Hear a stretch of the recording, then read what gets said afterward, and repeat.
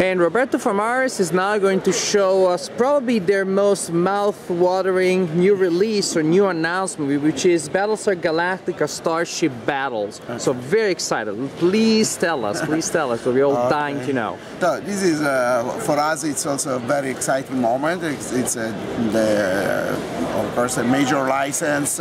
We, as a company, we've always been looking for licenses which are classics. So something which can create evergreen games like we like doing, like we did with War of the Ring, which is not a movie-related release, but a literary-based game, so that we could have it with more standing powers, like we do games like Wings and Sails. So we like to think that it's not something, when we do a new game, it's not something that will last for just a few months or a year, but something that if players want to continue to play can last forever.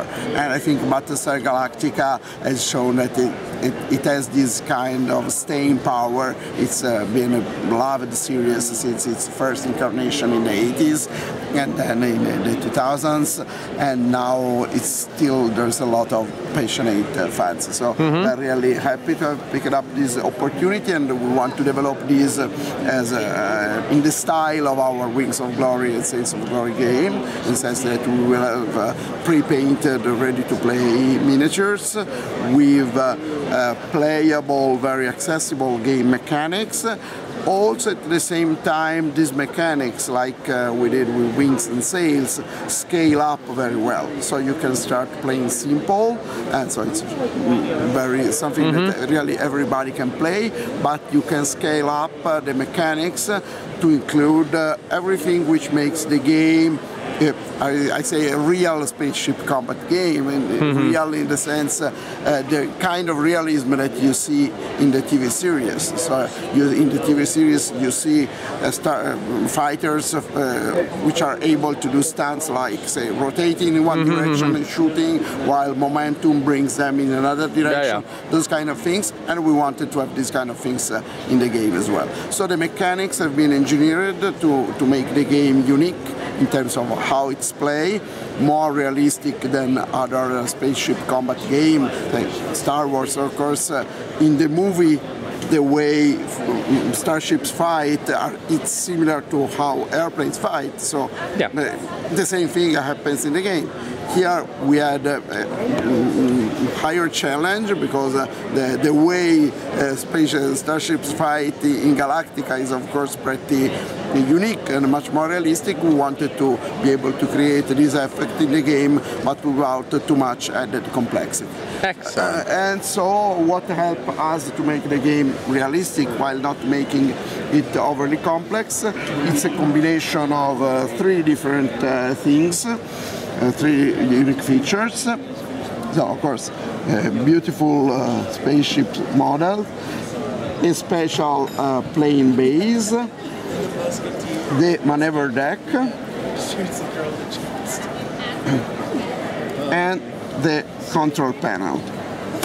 So it's the combination of these mechanical elements plus some additional elements like the drift ruler, which is a little device which you use when you are drifting and not maneuvering because you are shooting in a direction different from your movement direction. We've got the spaceship card which carries all the key stats for the ship. We have the combat ruler which gives you at a glance say ranges, modifiers, but also adds nice twists. So, for example, you can play three-dimensional space. So you can play with variable altitude levels, as you see on the ships here. So you can place, just like in Wings of Glory, you can place little transparent stands. And when you're shooting at different heights, you use the back of the ruler to measure ranges, because you take into account the vertical distance between the ships and not just the horizontal distance. So it's a little, say, a series of clever tricks which make some of the mechanic, like playing in 3D space, drift, maneuvering at different speeds, keeping track of the kinetic energy of your ship, very easy to do because all these physical elements help you to keep track of that. So in the starter set we will have 4 ships with their bases, 4 control panels, and everything else you need to play. We will have asteroid field templates, we will have planetoids, we will have pilot and with their talents and flows. So it's the starter set is really a nice entry point to the game, but afterwards it will be expandable, of course, by adding additional packs with more Vipers and Raiders, but also we will have Raptors, Armored Raptors, Cylon Heavy Raiders, Viper Mark 7, Stealth Stars, the classic ships, so classic Viper and the classic Raider, so there's plenty to do. And we also want to expand the game to include the capital ships with a system which unifies gameplay so that you can play starting small, so starting with the fighters, but then scaling up to big games where you have a capital ship as the centerpiece of your scenario and lots of fighters fighting around the ship. So just trying to keep the game at all scale all together. So it's not the choice, say X-Wing and Armada. We're trying to pull capital and fighters together in the same game. A little word about the components here, because the spaceships are final essentially, while this is an actual injection shot of the control panel, so it's the real thing that you will find, except the colors will vary slightly, while the bases that you see here are just 3D printed prototypes, because we don't have yet the final bases. Final bases will be transparent smoke-colored plastic, so they look a little bit heavy in this incarnation, but actually as they will be transparent, the visual effect in the final product will be quite different. The core engine, to explain it, is every turn you plan, you execute a maneuver, and then you fight. It's all simultaneous, like in Wings of Glory, so it's something which scales really up really well. You can play with a lot of players on the same table, and the game can still play very fast. In the basic rules, essentially what you do, you set your speed on the control panel from backward, standing still, because spaceships in space can actually stand still, moving slow, medium, fast, and faster than light jump if the ship is capable of jumping. So you pick a speed, you pick a card. Different cards will offer you different maneuvers based on your ships, on your speed, and different ships have different sets of cards which represent their capabilities, just like in Wings. And so, classical Wings approach to executing the movement using the card. And then after everybody executes their movement, everybody fights. With you fight, you see on the base, you will see there is the fire arc. So it's all very simple and intuitive. Combat is not counter only, as it's in Wings and Sails, because we wanted to add a little more shades in terms of the kind of modifiers that we can include in the game. So here, for example, speed is very important, so we wanted to have modifiers for the attacker speed, modifiers for the target speed.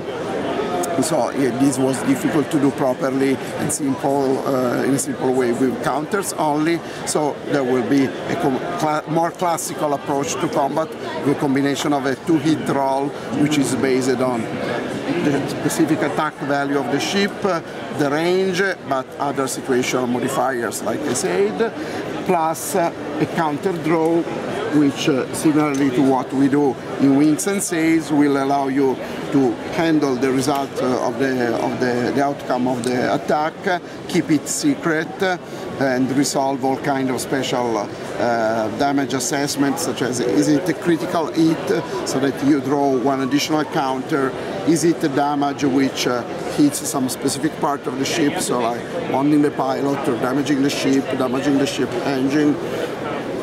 So this is all handled by the counter hit. What's important, you see the base here. The base is capable of turning like this. And why do you turn the base? Because just like in the series, you may want to be able to shoot in one direction while you are moving in the other direction. When you do this, in a turn you may decide that you rotate, and so in your planning phase you will use your control panel to decide the rotation of your ship. Then you will replicate the same rotation on the ship base itself. And in the turn when you do this, the ship can only move straight, so you can only pick straight maneuvers like this one, for example. In the later turns, you can choose either you continue drifting while staying rotated, in this case based on your kinetic energy, which is essentially the speed you were moving at before you rotated.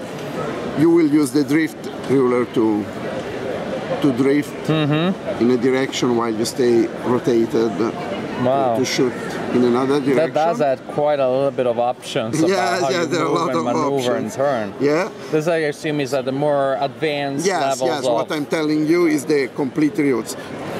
And you can also decide at some point to change direction, of course. This means that you will realign your movement direction and fire direction, and in the turn you change direction, you can start maneuvering in the normal way. So this adds a very interesting twist, and especially when in combination with the other stunts that you can do, moving your ship backwards, standing still and fighting just like as a gun platform. It creates a lot of interesting options which are, say, very different from Wings of Glory, but also different from X-Wing and other games. What else to say? Kinetic energy. As I say, this is important to determine how you drift when you are rotated, but it's also important because, of course, you cannot brake really well when you are moving in space. You have to balance it with the strength of your engines to change your movement speed and direction, and this is represented by this slider. You will keep track of the amount of kinetic energy of your previous move. Let's say, for example, your previous move was an overboost,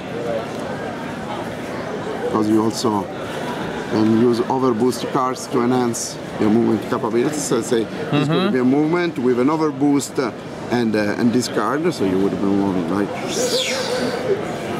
this. But with this move you have a very high kinetic energy because it's 3 plus 3, total of 6. So in the next turn you are limited to to maneuvers which have a difference between your current kinetic energy and plus or minus your acceleration value.